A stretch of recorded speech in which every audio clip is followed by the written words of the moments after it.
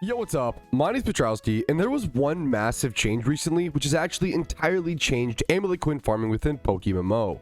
Many of you might be familiar with Amulet coin farming as a beginner money-making method where all you really need is Sweet Scent and then a Frisk Thief Bait net, and you kind of just run into hordes and wait until you get that Frisk proc and then thief the Amulet coin off of a wild Meowth over here at Island 1.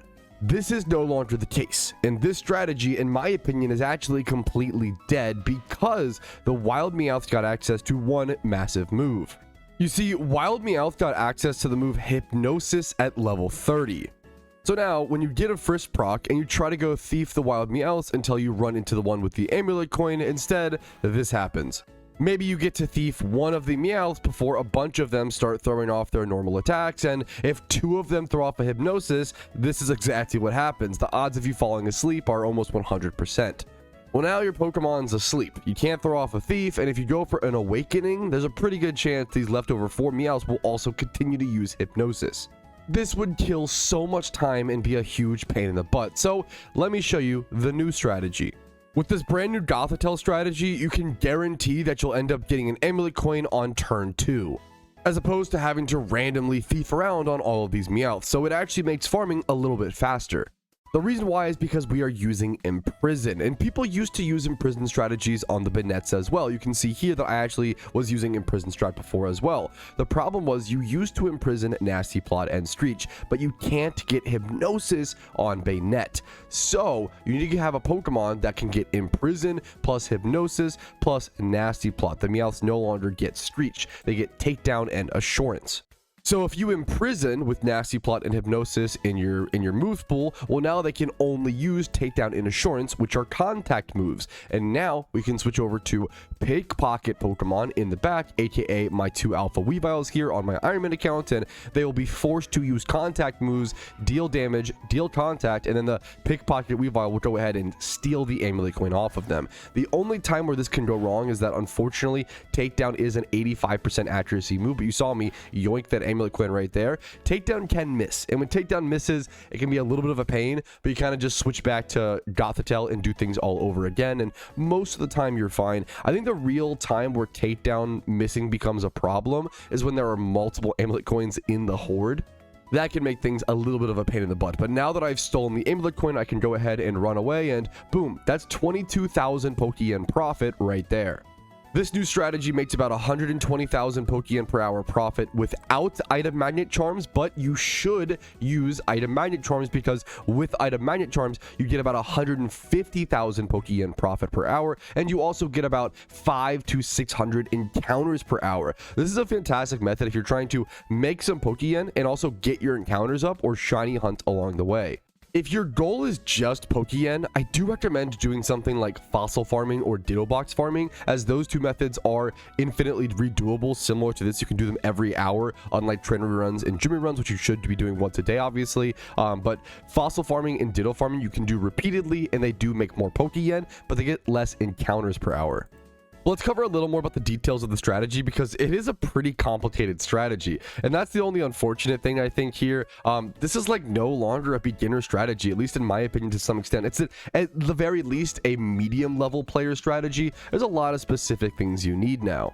For example, this team of 6 Pokemon you see on screen now is pretty irreplaceable. You can do other things, don't get me wrong, like just barely, but you kind of need this squad, and I'll explain why in a quick sec. Let's start with the big 3, which is obviously the Gothitelle and the 2 Weaviles. Now, it's really important. You do want defensive IVs and EVs and stats on all these Pokemon if possible, especially the Gothitelle. You can see here that my Gothitelle is bold. You can know any nature that's plus defense, even one that is plus defense minus special defense, which is the opposite of gentle, which is lax.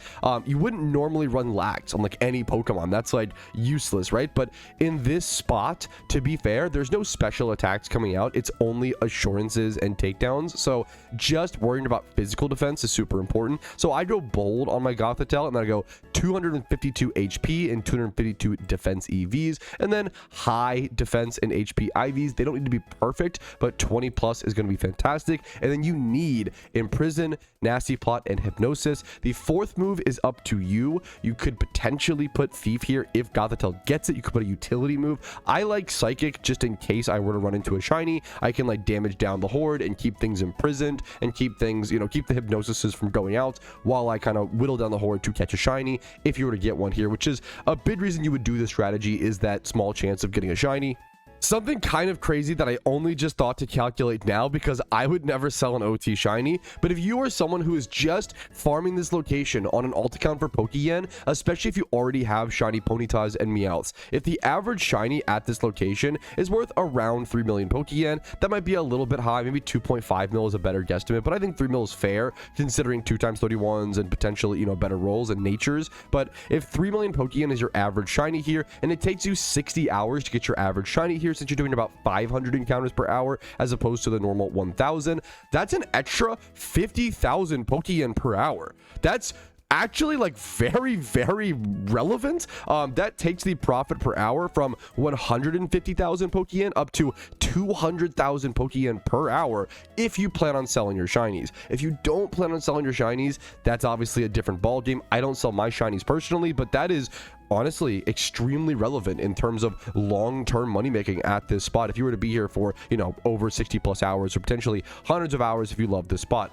200,000 Pokeyen per hour, pure yen in this economy, these amulet coins sell incredibly fast. People need them. They are a way to make more money. They're currently selling for about 22,000 Pokeyen.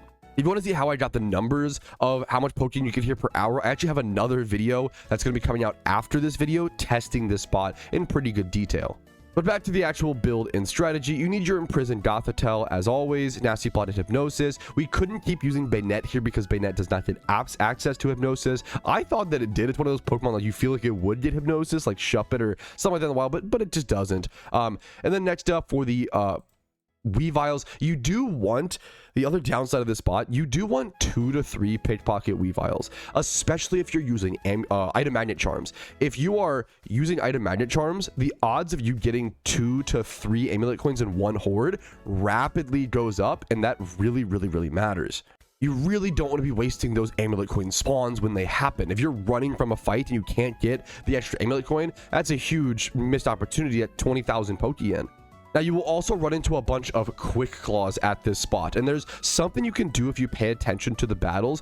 If you only get one frisk proc in the battle and you see, hey, a quick claw got activated before you even switch to your Weavile, you can actually just leave that fight a turn early. It's not worth staying to pickpocket a quick claw. So if you want to speed things up a bit, save yourself a bit of time. That's usually what I do. I will run away from fights where there's only one frisk proc and just you see a quick claw because you know it's not the item you're looking for. Quick claws only sell for about 1,000 Pokeyen a piece, which can add up over time. I mean, I've been farming this spot on my Ironman account and I have about 175,000 Pokeyen sitting in my bag. So I mean, 175k Pokeyen is relevant.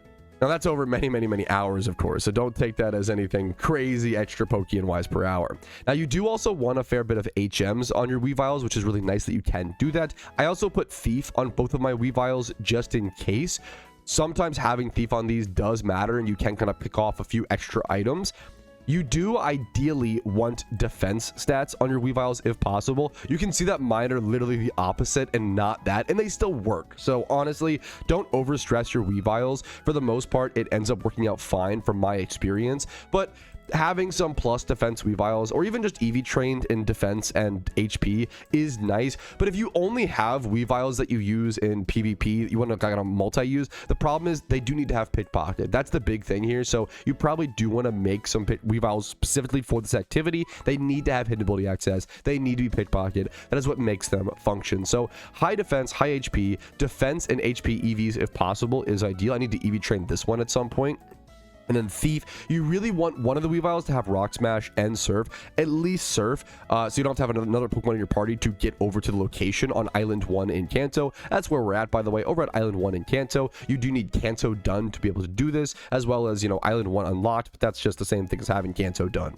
Now, a weird thing you might notice here, there's no items on Weaviles. You need to make sure there's no items there. You also need to make sure that you take the item off of the Weavile after every single, pickpocket, so you can actually keep getting more items. You have to kind of learn the muscle memory to remember to do that. And then the Flame Orb on Gothitelle is actually very important. Someone suggested this to me in Twitch chat. Shout out to you. You know who you are. I forget who it was, but thank you so much.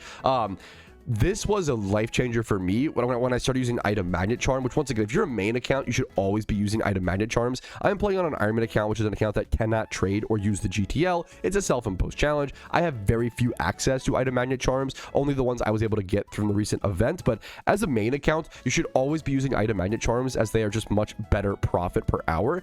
And when that happens, you're going to get multiple amulet coins in the same horde, and that's going to require you to go back to your Gothitelle, right? So if you imprison and then switch to your pickpocket Pokemon, get an amulet coin, you need to switch back to your Gothitelle. And on that switch back, if you don't have Flame Orb, your Gothitelle will not be burned, and it means your Gothitelle will 100% get hypnosis and put to sleep. Not exactly 100%, but pretty much. It's a pain in the butt, dude. So make sure, Flame Orb is super cheap. Make sure to pick up a Flame Orb if you are using item magnet charm. It's going to save you such a hassle with your Gothitelle being put to sleep, because instead of it being put to sleep, it'll just be burned, which doesn't really affect it at all.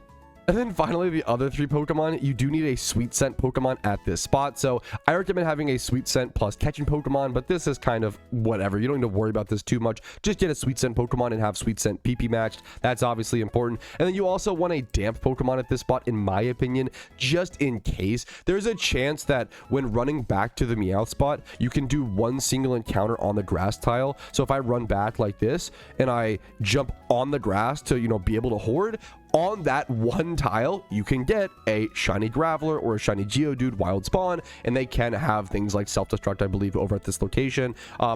Or I just like having, if you have space in your party, I like having damp on my team whenever possible, just in case, because you never want to risk losing a shiny like that. But worst case scenario, if you have some Master Balls on your account, you should be fine as well.